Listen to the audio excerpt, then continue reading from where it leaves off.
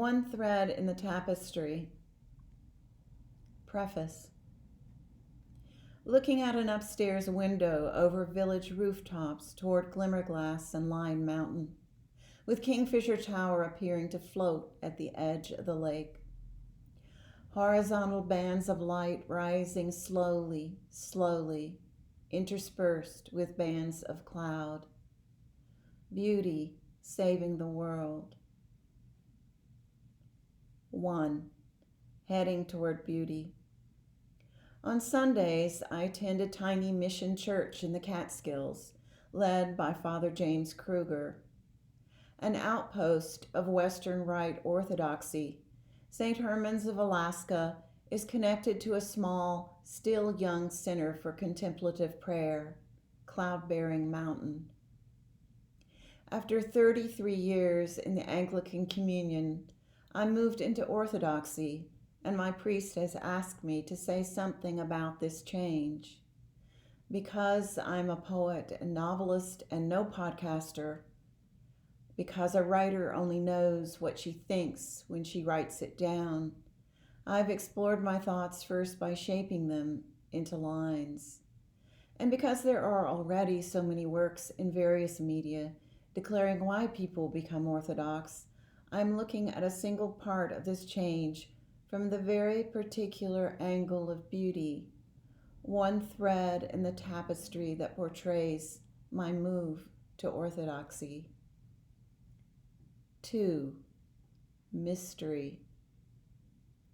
The painter Jean-Marie Perrault, known as Arquebus, has said that the painter, we can expand this to all makers who seek to run after the promises of the beautiful, strives to share a glimpse of the great lake of gold that is the joy of God. Thinking of this vivid, mystical image, we find that beauty is linked to God. As a writer, I've always longed to make poems and stories that cannot be exhausted by rereading, that contain some mysterious richness, some resonance even on rereading. Something in Orthodoxy satisfies this desire for the inexhaustible in me.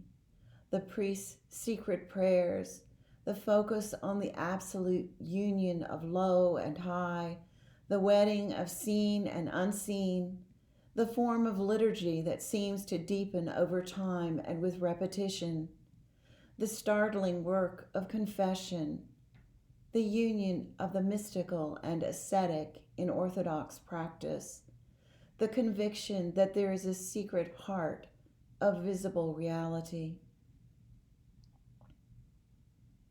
3. Trees. Many things have seemed to me more expansive in meaning in the light of Orthodoxy. Take a tree. A tree is rooted in the blindness of the dark ground, though it has ways of knowing and even communicating with other plants that are not our human ways.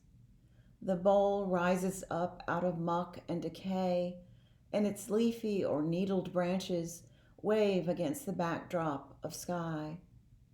At Christmas, we place a star at the very top of a tree, calling us to ascent. At Pascha, or Easter, we recognize what all trees may recall to us, that all trees call back the trees of Eden and the tree that is the cross, binding death and life together. This symbolic image of a tree fuses together heaven and earth and reminds me that Orthodoxy proclaims that heaven is not somewhere else or up there, but with us, and insists that in the liturgy and Eucharist we are joined together with the divine council. 4. Tradition. In North America, we've reached a point where much has been tossed away. We live in a culture that shouts to us that nothing is sacred.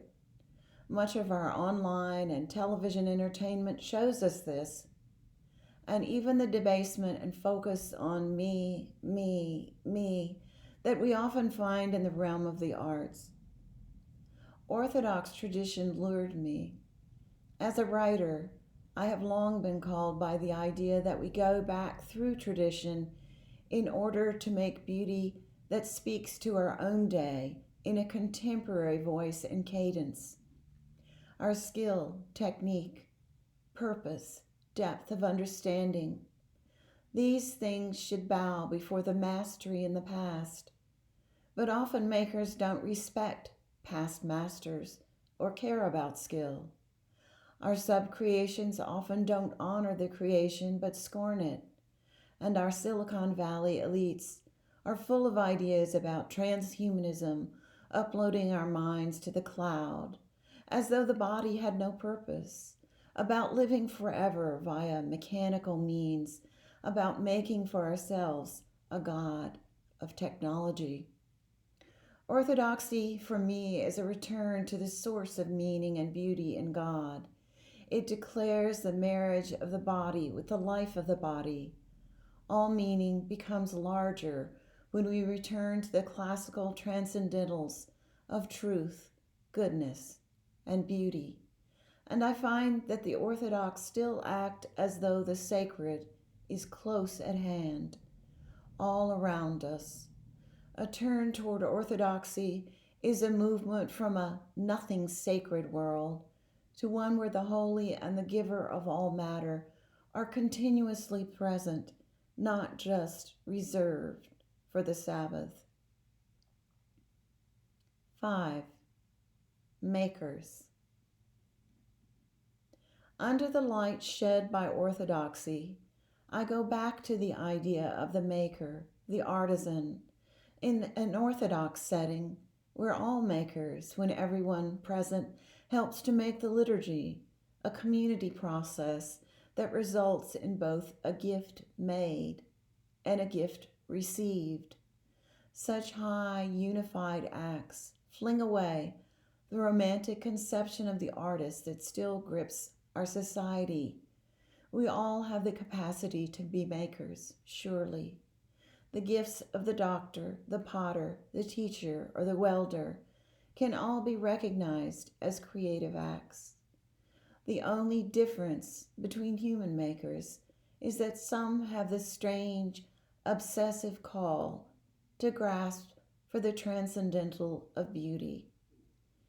Christ grew up as a carpenter, a woodworker, and on the cross we might say that he worked with wood to the last breath. His earthly life married together low and high in the area of making, Christ being carpenter, and yet also poet and teller of indelible, enduring stories. Since time is a mystery, and the Lamb was slain before the foundation of the world, we can go even higher and say that God the Son was creating the universe on the cross. 6. Worlds. For me, a book can be a kind of place, a world, a kingdom where I move in imagination and, if it is my own, make as I go. I find the Orthodox Church to be likewise a world, one where I can walk, one that holds biblical scenes, a high dream of paradise, revelation, and the marriage of heaven and earth. A world far, say, from the stadium megachurch or the concrete architectural abominations of the 60s and after. Painter Barnett Newman once said that the impulse of modern art was to destroy beauty. I am glad that Orthodox tradition embraces such abandoned transcendentals. At the Jordanville Monastery near me, the church and monastery adhere to ancient thought, using lavish and often narrative decoration that through beauty invites us to enter the presence of God. The profusion of images may remind us of Genesis, of each person being made in the image of God. And we may be led to consider that each person needs restoration to that image. In Orthodox rites, beauty elevates the spirit, and the body is not neglected when liturgy and setting appeal to the five senses.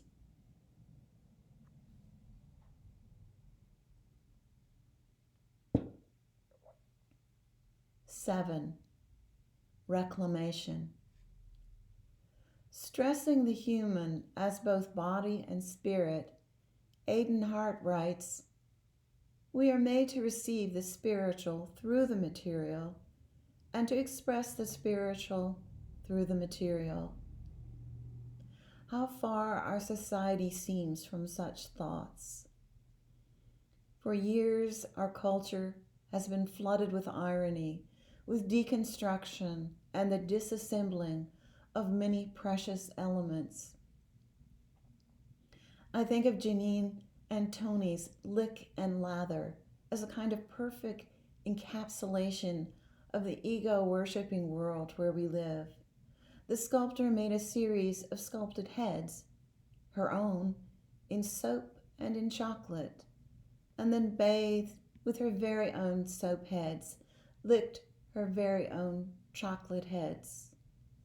The focus on attending to a faux self made of fast decaying materials seems so suggestive of our culture's tendencies to glorify the individual with its transitory pleasures as the highest good. Licking or lathering erodes the soap or chocolate self and suggests an erosion of self in meaningless ways. Inside our chaotic world, I've chosen something entirely other.